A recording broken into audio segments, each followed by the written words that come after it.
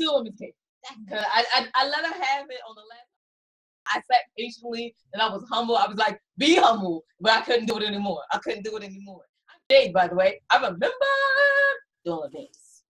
I'm Wilnona, and I'm supposed to be the narcissist. But do you see me dancing? No. Humility has happened because she can't dance. All she does is this. Oh, see, that's just wrong. You can't just tell people that. And it's true, y'all. I can't dance. I really can't. But I love you. Really? Really? No. All right. So No. you gonna throw shade this time? I did. She was throwing shade over here. She was throwing shade at me like all these interviews, just shade. And I've been taking it with humble. I was like, be humble, and now I'm done. I'm loving how you're signing for real today. You're like, I love you. Be humble. Be humble. Really? You just going next up? You should just do a deaf one. So okay, let me back you right up off that. Let me just back it on up. Hey, she's like, I knew that was gonna happen. That's what she said, and that is a mess. And who are you? Oh, that's true. Oh, did I say? I said I'm Wilnona. And I'm starting. Look at what you did. You started it. Finish. Okay, I'm finished. Okay. Anyway, and we are the co-authors and co-founders and just a lot of things, I guess. Of the And I Thought Ladies, the And I Thought Series. We have 11 wonderful authors that work with us, and hopefully 14. Who knows? We might have 25 one day. Who knows? I don't know. But so we wrote these books, and I thought divorce was bad with other life lessons, and I thought being grown up was easy, and I thought I could juggle it all, and she destroys my set as normal, as I thought I could juggle it all, and I thought I did my journey alone, and I thought I had it all figured out, a fiction, and I thought the workbook. Damn you guys, it's number 6 in 14 months. I'm so proud. She didn't really count. So last time it was 13, and this time it's 14. So she, whatever. It's within 2 years. Time moves different in my world. So like an hour # Willism. So an hour ago, it was 13 months. Like I've done a whole month now.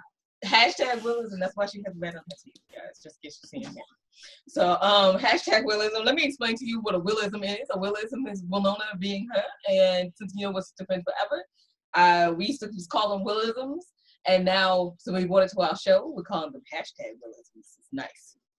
Them, my co-authors, and our manager, conspired against her across the country. I couldn't even defend myself. They left me on the East Coast. They went all the way out to LA. Nope, that's a lie. We did not go all the way out to LA. We called. She's just trying to be dramatic. I am. And then they did. Shut up. Hurry up. We gotta finish because we have to guess. I know. I want to forget. So check us out. We're doing Just Writing Life, and that's a really cool thing. And all of our books are available on Amazon.com, BoxNoodle.com, and AndWeThought.com. And since I've used enough time, I think I need to talk about. You're not here for us. You're here for our wonderful guests. Wonderful guests. Would you like to introduce yourself? Hey, I'm Apryl Schluter of The Cheerful Mind, and thank you guys so much for having me on. I'm just sitting here laughing and just so entertained by your energy and spirit. I love it. We're going to have a really fun time today. I love how she said entertained by our spirit. That's nice. I think she thinks we're people that we're not. But I love it. I appreciate it. I'm going to go with it's caffeine, coffee, and sugar. Considering that she's allergic to caffeine, she lied on her. Like sugar, though. Sugar is very true. Very, very true. So you're the author of what book again? It's called Finding Success in Balance, My Journey to the Cheerful Mind, and it just came out. Yay! Yay! Yeah, I knew that. I just wanted our audience to hear it one more time. The yay. I love the yay. I do love the yay. Talk about us with enthusiasm. I do have one quick question for you. Yeah. Why did you feel that the milestones Why did you feel that the milestones of having a house, a child, and a dog and a career were important? I would say that that whole picture of all of those things, it all stems to the importance of family to me. I am extremely close with my brother and my parents and obviously my husband and his family, but I wanted to obviously have my family of my own. And so when me and my husband got together, going through the steps of, getting a house, and then getting a dog, which is kind of the practice for the kids, and then having the kids. It just going through that process of building a family was really, really important. And also thinking about, career and all of that stuff. You need to have a good, solid career so that you can make money and have the financial stability to grow the family in a good, comfortable environment. And my parents worked really, really hard to make sure that I had a good life, and I want to pass that on to my kids and, let them enjoy the life that they're given, which is super, super short, and, live it to the fullest. So having all of those things is great. My dog is now, he's turning 11 in about a month. So he's getting older, but he is one of my children as well. I treat him just like I treat my kids, but I neglect him a little bit more than I used to when he was alone. But he's as much part of the family. So, I think it's not necessarily just I wanted to have a house, I wanted to have kids, I wanted to have a dog. It was I wanted a family, and I wanted something that was kind of my little bubble that I could always come back to. Wow, I have never heard anyone explain it like that. Like my little bubble that I could come back to. And that really is like what home is. It's kind of like a bubble from the rest of the world. It is. You go there to get refreshed. I mean, if you have a good one. I mean, if you have a nice home, but it's like your safe place. You're like, okay, everything is going wrong, but it's like your sanctuary. It's where you can go to just be you, let down your hair, put up your hair. I don't know what people do. Take off your makeup, put it on, whatever you do. Take off your hair. Whatever you do. But yeah, that's what home is supposed to be like. And it was very much so like that. And I know Wilnona's was. And so we love that goal. Oh, by the way, you guys, why I led with that question was I read her bio when it was sent over, and I was like, oh my goodness, this chick has done everything. I was like, oh, I wish I had accomplished all of that. Can you quickly tell us like what you had accomplished by the time that you got to your epiphany point? Oh my gosh, I feel like my epiphany point, I've had so many in my life, and but they're just kind of rolling ever since I left my last job. I mean, I think that I kind of I had one epiphany point that was like, holy crap, I got to turn my life around. But so if I talk about that epiphany point, which is, a couple of years ago, I graduated from a pretty good university with an electrical engineering degree. When I was in high school, I was, like a state vocalist. I have a black belt in Taekwondo. I had 3 different careers, one in engineering and IT, one in education and as a teacher, and then one as working in higher ed. I was a cheerleader all through, school. I recently took up trapeze, so that was kind of happening around the epiphany point. What else have I done? I, had a dog, kids, all of those things. I've accomplished a lot in my life, and I, I'm super, super grateful of the many things that I've done and experienced in so many different areas of, and just different industries and all that. So I'm just going to say this real quick. First of all, she shows up and she's gorgeous. And then she's just like, I've accomplished so much that now I feel like ant-size and accomplishments. I'm not like that. I was joking. You. Hashtag Willism. Oh, my word. Oh. Anyway, what was your epiphany at that? What was one of your epiphanies? One of your things like, I know that you answered it like I need to get out of this job and whatever. Mm-hmm. What did you do? So a couple years ago, I was in a job that I was working in finance. So I was sitting behind a computer, crunching numbers in a spreadsheet. I'm a very math and science type person. But I also have this, I love interacting with people. I love talking and I love doing all these things. And so I was at a point where I was really, really trying to take my career to the next level. And, I think many people who do that, you might find yourself getting stuck and feeling like, okay, I'm at this job. I was assistant director of financial planning and analysis. That was my title. It was so long and whatnot. But I wanted to take a more leadership role because I felt like that was something that I would, had a calling to do, but having to deal with the politics of the organization and trying to get there, it, gets harder. And there's so many factors that come into play. So I was having trouble finding my next, step in my career.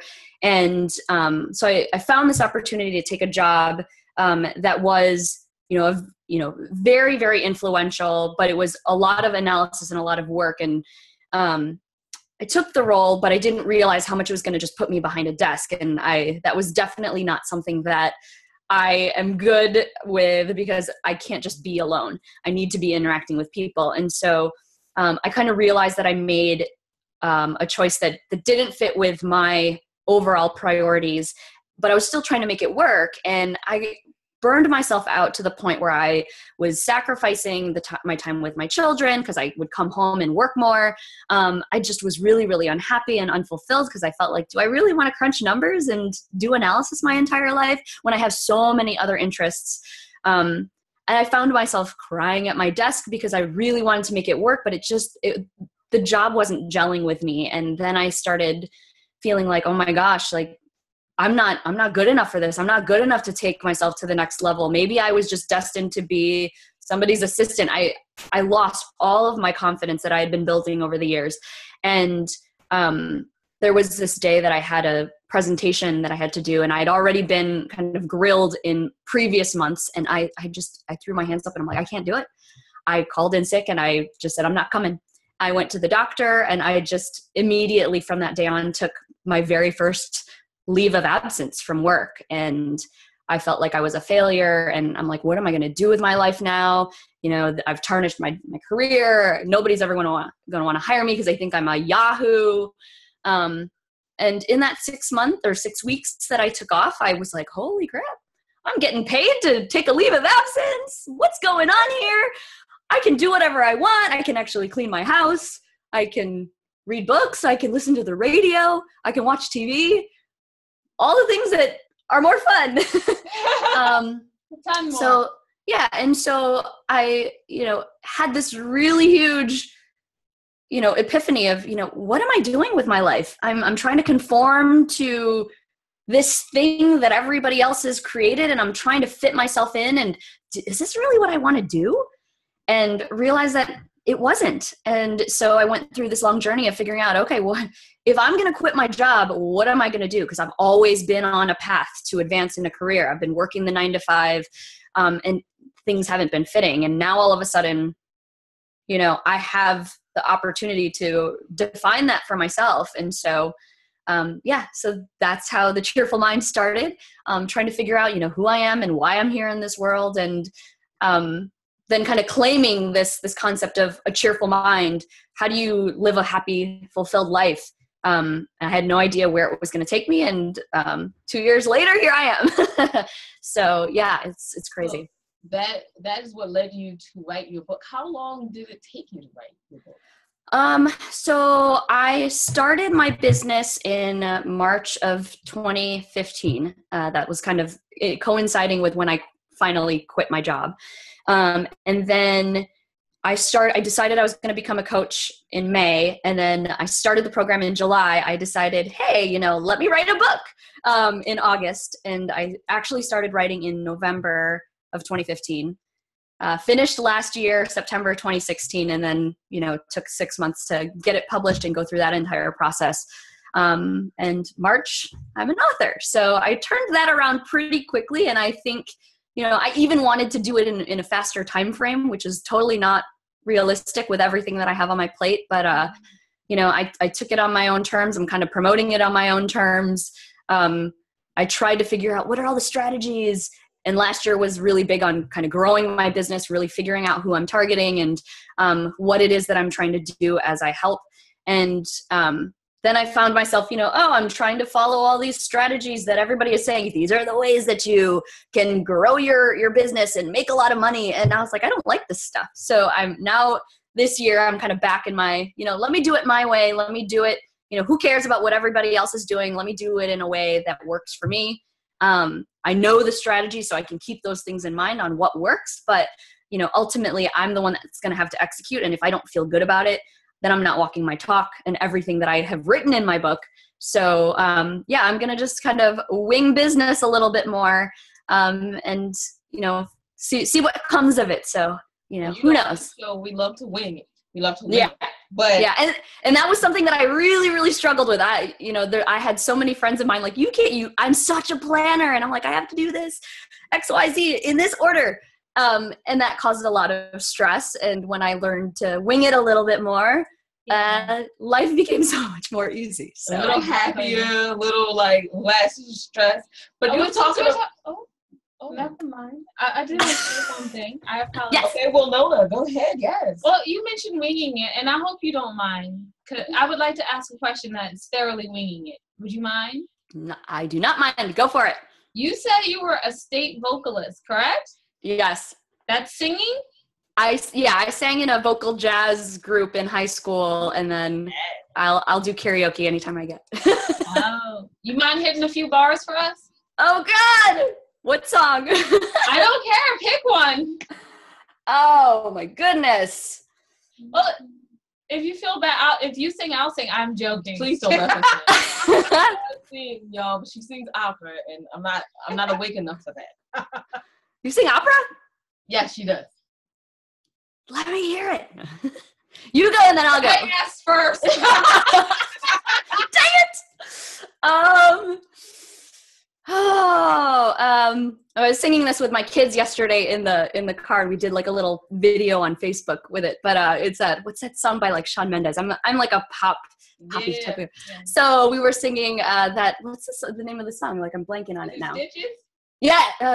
No, the newer one that's like the more like emotional one. What is it called? Oh, see, now I feel horrible. I don't know. I can Google it for you. It's called Mercy. There you go. I had to like sing it in my head. So it's like the, now I'm like blanking on the words. Like, here we go on the spot. Like, it was the one that goes, oh, please have mercy on me. Take it easy on my heart, even though you don't mean to hurt me. That I'm gonna forget the rest of the lyrics. Okay, that's so amazing. Woo! Yay, thank you. I mean, she's here all week. All week. And now I'm gonna officially welch on my half. There you go. Oh, please, thank you, because I haven't had enough coffee to hear Wilnona in her opera this morning.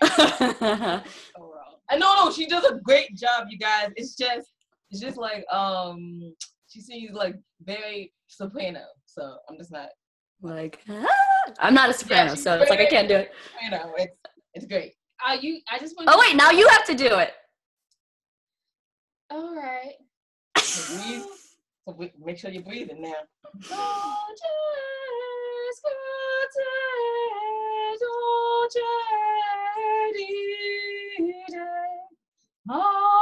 Okay, we're done. That's enough. She did a good job, though, you guys. I mean, seriously, she does a great job, and she hasn't been training for like a year, so that's it's a year and a half now. Love it, love it.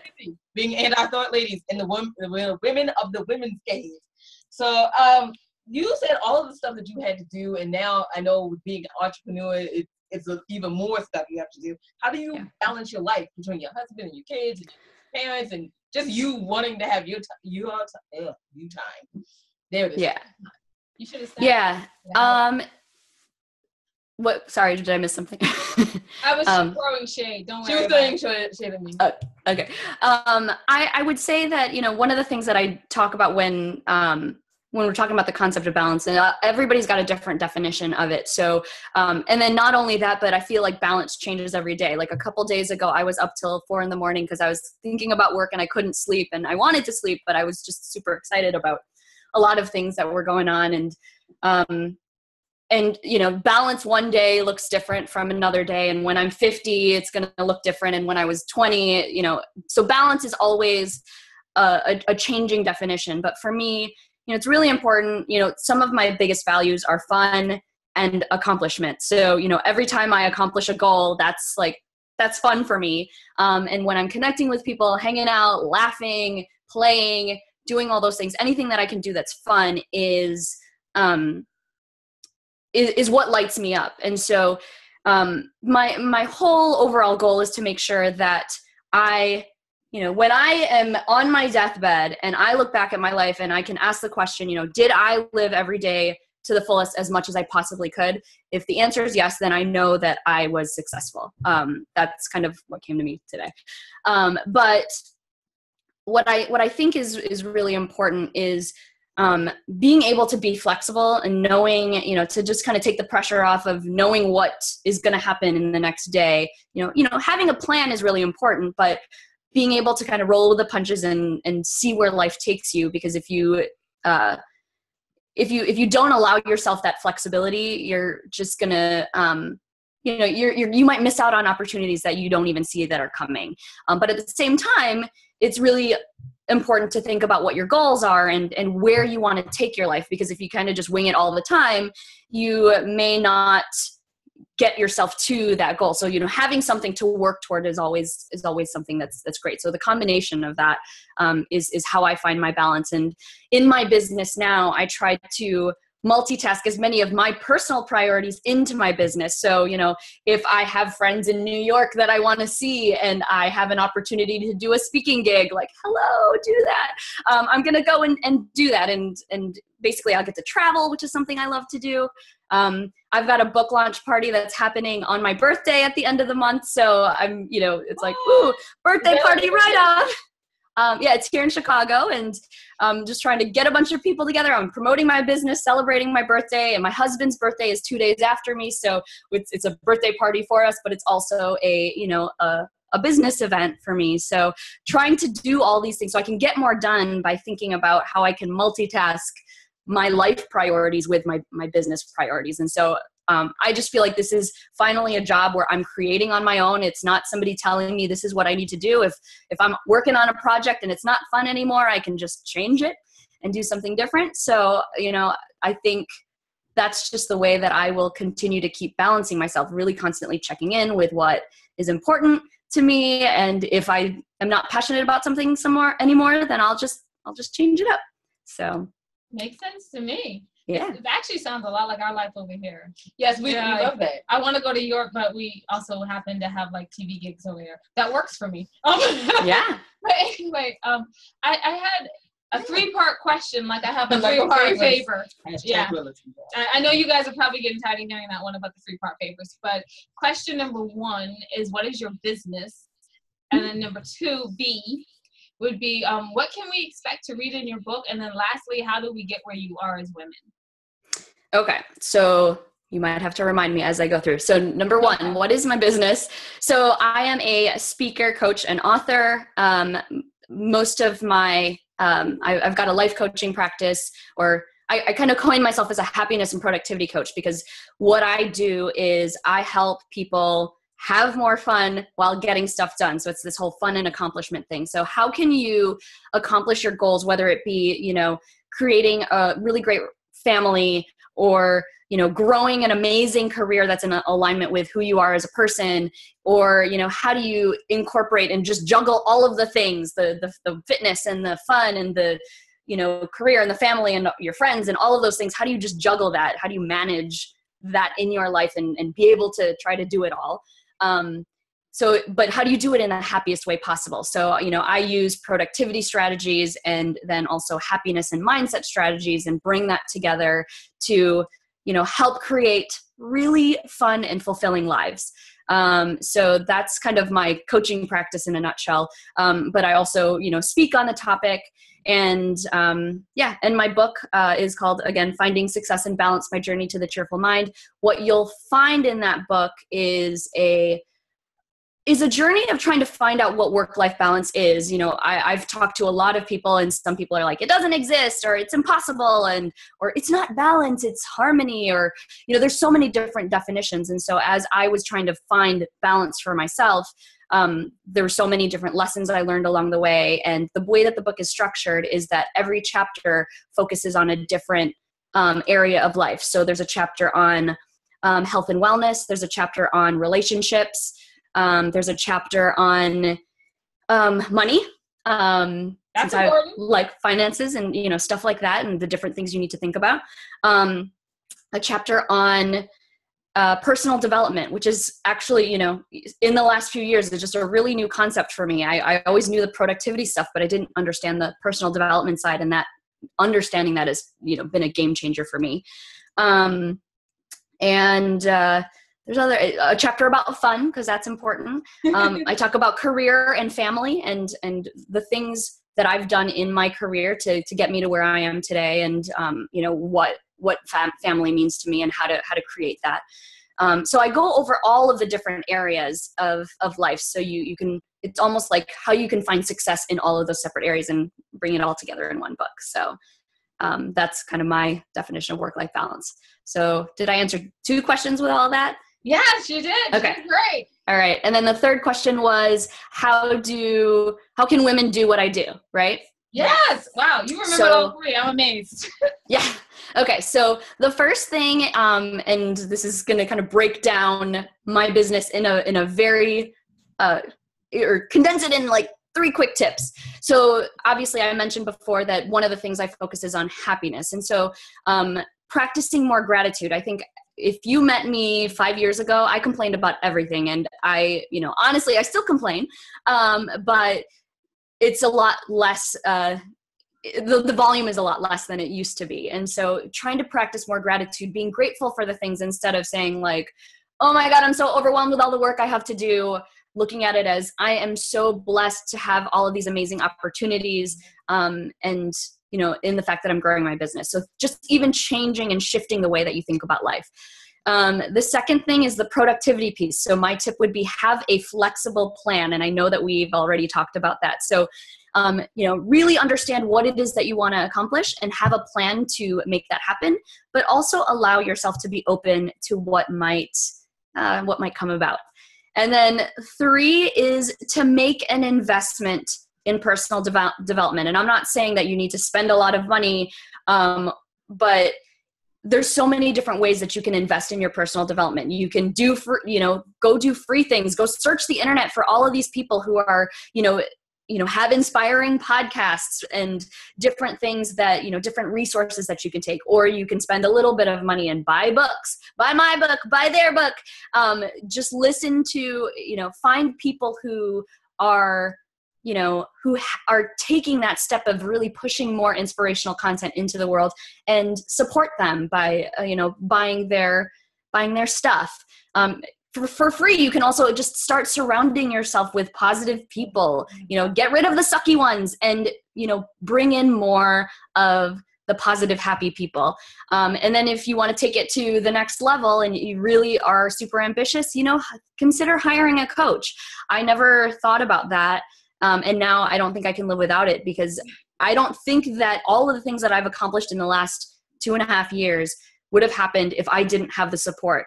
Everything, all of the things that I did by myself took me 13 years to get to the point that, of me starting this business. So imagine what a coach can do for you, just to be able to take all of your goals and make them happen way faster, and, and hold yourself accountable to some of these dreams that you have. So there's so many different levels, but to even just start by reading a book, or, checking out podcasts or radio shows, or, looking at inspirational things is always a good start.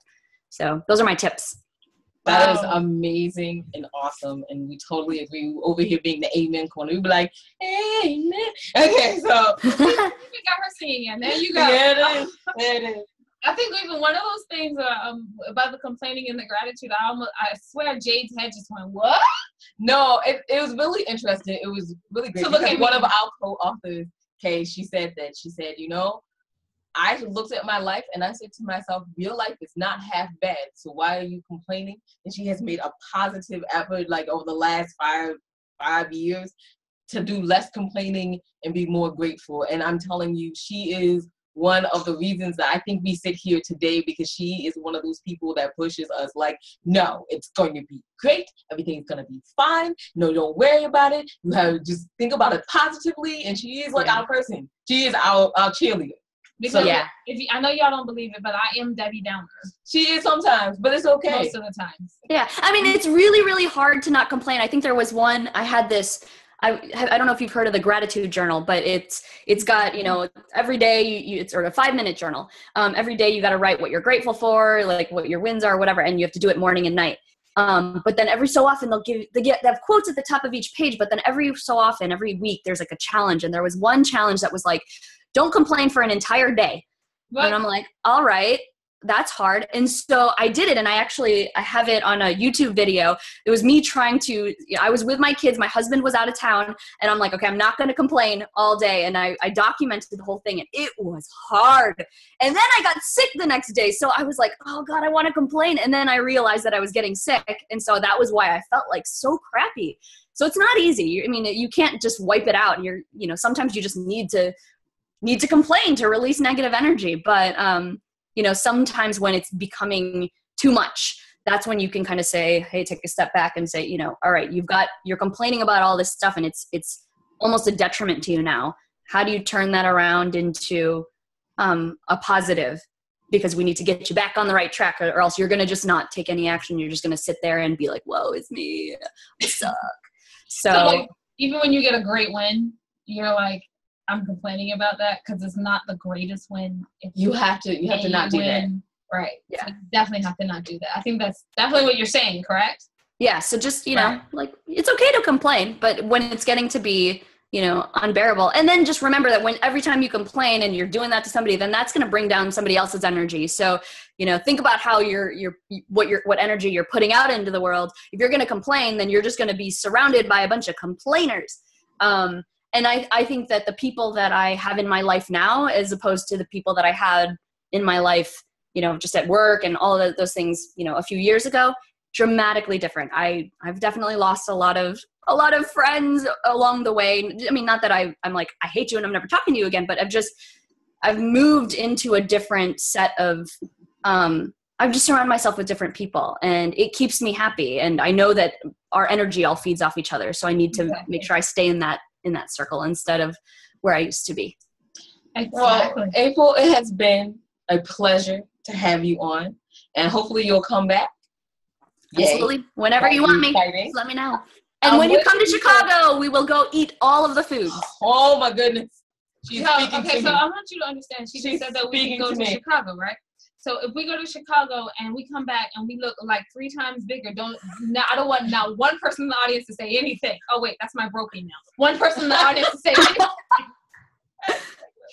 Oh my goodness. Go ahead. So where can they find your book, find you? Do you have a book to show them? Oh yeah, hold on. Yes, so you can find my book on Amazon, or I think it's on barnesandnoble.com and whatever, all of those things. This is my book. This is my favorite color, so that's why it's purple. And the university that I went to, the colors were purple and white. My high school was purple and white, so I've got a lot of purple. That's what it's Finding Success and Balance, My Journey to the Cheerful Mind. And there's the back cover. There's me when I had longer hair. A cheerleader fan. Yeah, like, I'm still jealous. I'm buying the book. Yay. It's on my website is